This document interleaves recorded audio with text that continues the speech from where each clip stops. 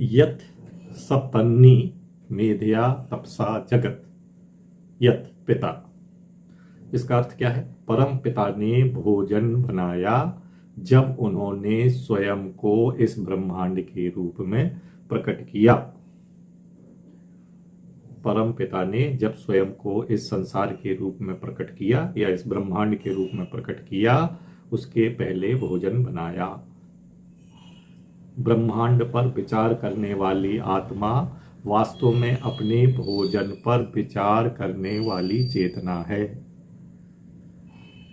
फिर से सुन लें आप, ब्रह्मांड पर विचार करने वाली आत्मा वास्तव में अपने भोजन पर विचार करने वाली चेतना है। यह क्या है? ये भोजन 7 प्रकार के, संतुष्टि की 7 वस्तुएं, सृजन की प्रक्रिया में प्रकट होने वाले 7 प्रकार के भोजन हैं। जिन 7 वस्तुओं से हमें संतुष्टि होती है, संतुष्टि की 7 वस्तुएं सृजन की प्रक्रिया में प्रकट होने वाले 7 प्रकार के भोजन हैं। एक भोजन सभी का सामान्य भोजन है। दूसरा भोजन आकाशीय या देवताओं का भोजन है। तीसरा खाद्य पदार्थ स्वयं के लिए जो उपयुक्त है वो भोजन है। ये कितने प्रकार के? ये 3 प्रकार के। देवताओं के भोजन 2 प्रकार के, सामान्य भोजन 1 प्रकार के, और एक भोजन जानवरों के लिए अलग से रखा जाता है।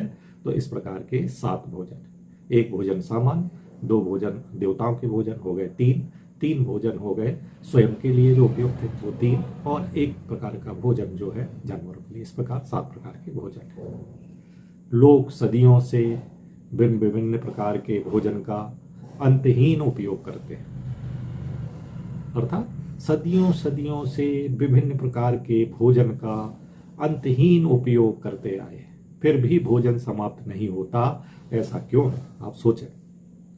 और ये सामान्य प्रश्न नहीं है, ये उपनिषद का प्रश्न है कि लोग सदियों से विभिन्न प्रकार के भोजन का अंतहीन उपयोग करते हैं और फिर भी भोजन समाप्त नहीं होता। ऐसा क्यों है?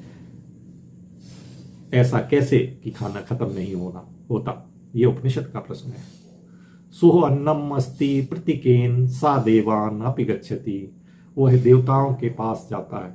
इसका उत्तर, वह भोजन देवताओं के पास जाता है और देवताओं की अमरता या अमृत का भागी होता है। सा ऊर्जम उपजीवती। जब वो देवताओं की अमरता या अमृत का भागी होता है तो वो इस वजह से वो खत्म नहीं होता। देखें आप, भोजन कैसे बनता है? चेतना के चिंतन से ही भोजन बनता है। इसका बहुत बड़ा अर्थ है। उपनिषद के कथनों को समझना कठिन है। जैसे ये शब्द बोल दे कि चेतना के चिंतन से भोजन बनता है, तो लोग कहेंगे भाई कैसे बनता है? इसी के लिए कहा गया, इसका बहुत बड़ा अर्थ है। उपनिषदों के कथनों को समझना कठिन है, क्योंकि सामान्य अर्थ नहीं मिलता जो केवल व्याकरणिक ढंग से परिच्छेद के अध्ययन से सामने आता है, कि उसको व्याकरण के अनुसार परिच्छेद के अध्ययन से समझ सकते हैं। ये अत्यधिक प्रतीकात्मक है और उनका महत्व गहराई में छुपा हुआ है। लेकिन ये सच है कि चेतना के चिंतन से ही भोजन बनता है। तो हमारे गुरुजी कहते थे कि जो भी दिखता है वो सब चेतना का पसारा है, सब चेतना ही है। तो जो भोजन भी है तो वो चेतना के चिंतन से बनता है। हमें तो विश्वास है, आप भी विश्वास करिए। जिस भोजन के बारे में आप सोच सकते हैं, जिस भी भोजन के बारे में आप सोच सकते हैं, वह चेतना की वस्तु है। सर्वोच्च सत्ता ने स्वयं की तपस्या से या इच्छा शक्ति के माध्यम से भोजन के इस ब्रह्मांड को प्रक्षेपित किया है। भोजन चेतना की गतिविधि या तपस्या का एक प्रभाव बन जाता है। इस अर्थ में से 3 से स्वयं में वह बाह्यता प्रदर्शित करने के लिए चेतना ओर से किसी प्रकार की प्रयास की आवश्यकता नहीं पड़ती। कि खुद के लिए तो क्या जरूरत है, कोई जरूरत नहीं है। वास्तव में कहे तो चेतना के बाहर कुछ भी नहीं है, चेतना के बाहर कुछ भी नहीं है। अपने से बाहर की वस्तु पर चिंतन करना संभव बनाने के लिए, यदि अपने से अलग कुछ है ऐसा अपन देखना चाहते हैं, इस चीज को संभव बनाने के लिए इसे अपनी ओर से तपस्या करने की आवश्यकता है। इसलिए कहते हैं ब्रह्मा जी ने तपस्या की और फिर ये सृष्टि बनाई। तो अपने से बाहर की वस्तु पर चिंतन करना संभव बनाने के लिए इसे अपने ओर से तपस्या करने की आवश्यकता है। इसलिए कहते हैं कि ईश्वर की रचना, जो ईश्वर की रचना है वो ईश्वर की तपस्या है। ईश्वर के बाहर कोई रचना ही नहीं है, उसे विशेष तरीके से चिंतन करना होगा ताकि वह सृष्टि के रूप में प्रकट हो सके। ये गंभीर बात है यदि आप समझो कि बाहर जो है एक्चुअली खुद के अलावा कुछ नहीं है। यदि हमें खुद के अलावा कुछ देखना है तो तपस्या करना पड़ेगी, विशेष तरीके से चिंतन करना पड़ेगा और उसे खुद सृष्टि के रूप में प्रकट हो सके होना पड़ेगा। जो ब्रह्मांड है, चेतना जो कि सर्वोच्च विषय है, को चिंतन का एक तप करना होगा ताकि वह स्वयं से अलग हो सके। कि जैसे मकड़ी अपना जाला बनाती है तो अपने अंदर से ही वो सब कुछ निकाल के जाला बनाती है और फिर सबको अपने अंदर ही समेट लेती है। तो जाले का अस्तित्व कहाँ से आया? मकड़ी के अंदर से आया। तो इसलिए यदि कोई ईश्वर है और उसको अपने से पृथक कुछ देखना है, कहते हैं यदि कुछ अस्तित्व को बाहर लाना है तो उस अस्तित्व की रक्षा और उसकी अस्तित्व को बनाए रखने के लिए भोजन की आवश्यकता है। तो चेतना में ये चिंतन करना पड़ेगा, ये तपस्या करना पड़ेगी और वो भोजन कहाँ से निकलेगा? खुद के ही द्वारा निकलेगा, खुद ही भोजन के रूप में प्रकट हो जाएगा और वो भोजन खुद के लिए ही होगा।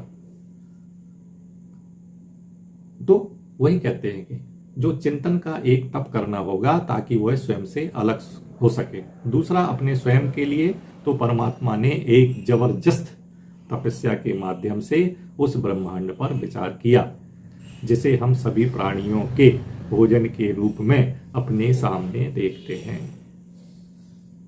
कि ये जो ब्रह्मांड की जितनी वस्तुएं हैं ये उनके भोजन के लिए हैं। सामान्य भोजन जो सभी करते हैं, ये सबकी साझा संपत्ति है। इस संसार में कोई भी किसी भी चीज का स्वामी नहीं हो सकता, केवल किसी वस्तु का ट्रस्टी हो सकता है, स्वामी नहीं। आप किसी भी चीज के मालिक नहीं हो सकते। आपने कुछ भी उत्पादन नहीं किया है तो मालिक कैसे? आपने इसे नहीं बनाया है, इसे साथ नहीं लाए तो आप अपना कैसे कह सकते हैं? यही कारण है कि यहां जो कुछ है वो ईश्वर ने खुद से प्रकट किया है और खुद के लिए प्रकट किया है। तो वो आपका नहीं है। यदि वो आपके पास है तो वो आपकी धरोहर है, उसमें से आप कुछ लेते हैं तो उसको आपको कुछ देना पड़ेगा। तो दो चीजें कहते हैं कि इस संसार में जो है अंतहीन लोग लगातार भोजन कर रहे हैं, फिर भी ये भोजन समाप्त नहीं होता, खाद्य पदार्थ समाप्त नहीं होता, क्योंकि मानो मन की इच्छा अटूट है। तो जब तक कोई इच्छा मौजूद है तब तक वस्तु मौजूद रहेगी।